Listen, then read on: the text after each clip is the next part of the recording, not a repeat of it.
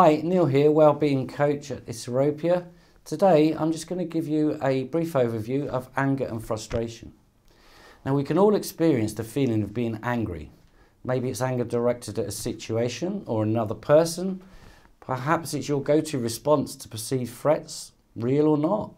Regardless of what causes you to feel angry, it's how you handle this that matters the most. But what happens when anger takes over and you can't find a way to address or release those feelings? When this occurs, the result is what experts often refer to as pent-up anger, or anger that's been withheld and not expressed. This type of anger can affect your mental and physical health. That's why it's important to identify, address, and move past these feelings. If you ever experienced past anger or been around someone who is dealing with it, you might be wondering what causes these extreme feelings that can take over your body and your mind. Things like irritability, internal restlessness, sadness, frustration. While the triggers for each person may well vary, there are some common causes of pent-up anger, such as feeling unheard or unappreciated, lack of acceptance of a situation, or an unmet need.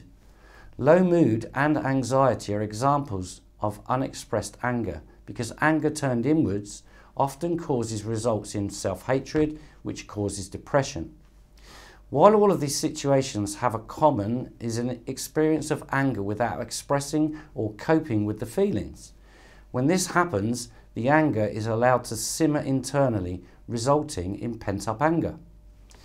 While anger is a valid emotion, most of the time it doesn't serve us or doesn't help us to hold on to it. So the first steps in dealing with pent-up anger is starting to learn how to recognize when it's happening.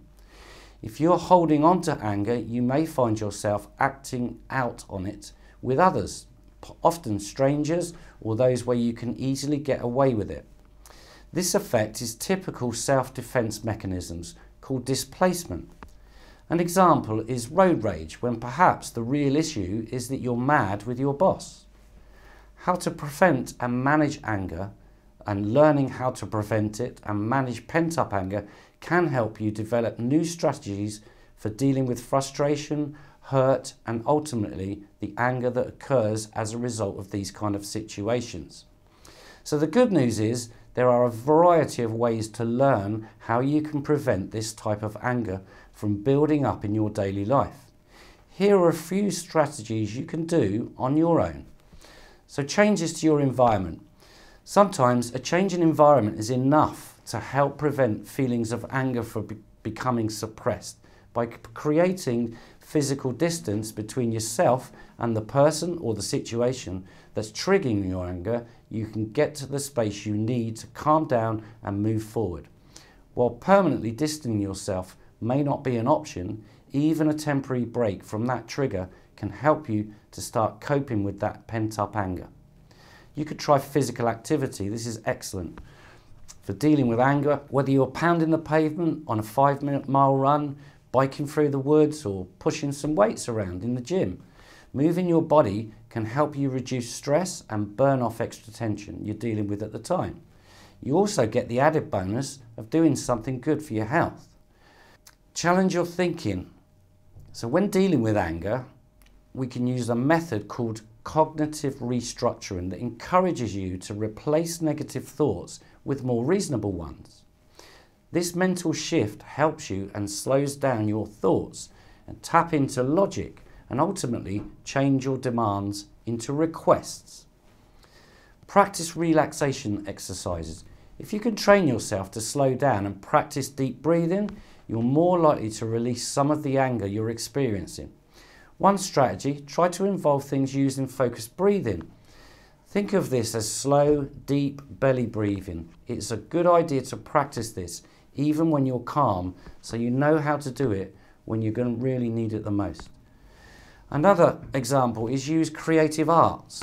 One way of learning how to manage anger in a healthy way is through a creative outlet like music, painting or dancing, writing.